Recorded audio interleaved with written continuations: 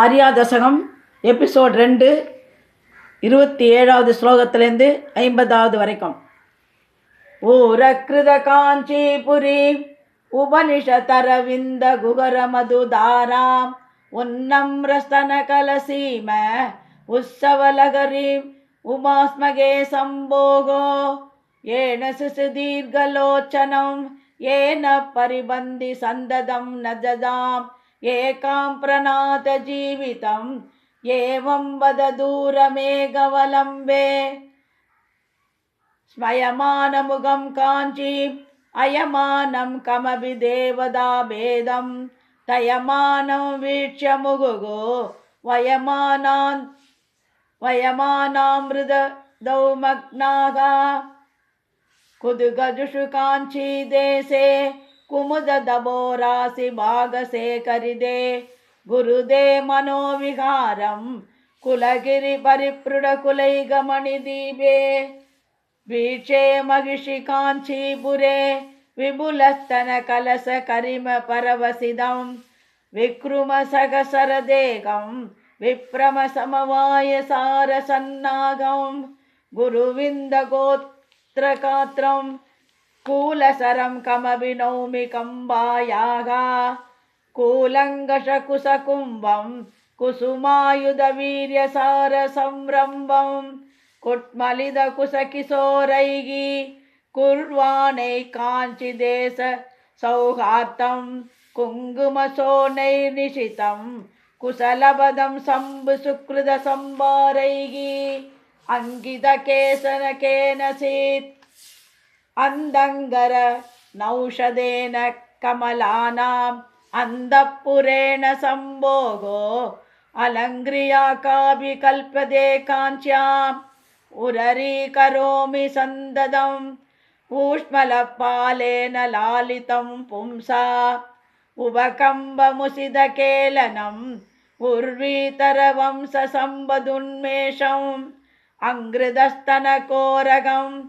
अंगालंगारमेघसूदपदेहे आलोके महिकोमलम् आगमसंलाभसारयादात्यं पुञ्जितकरुणमुदञ्जित सिञ्जितमणिकाञ्जी किमपि काञ्चीपुरे मञ्जितामृदलहासं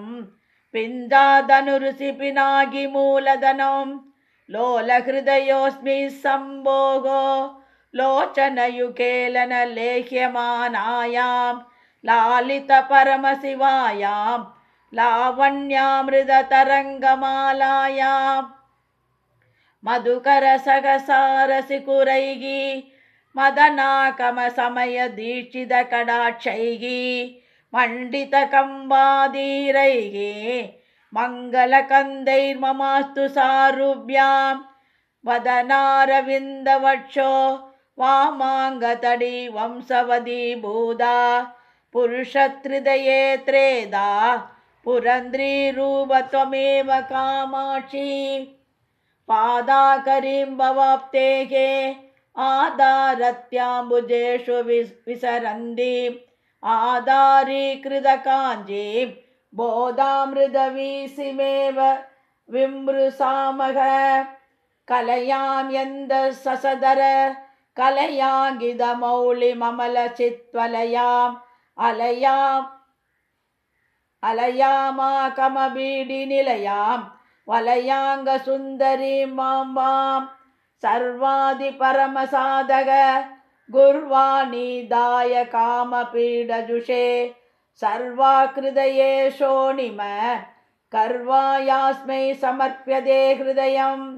समया चान्द्यमभूगैः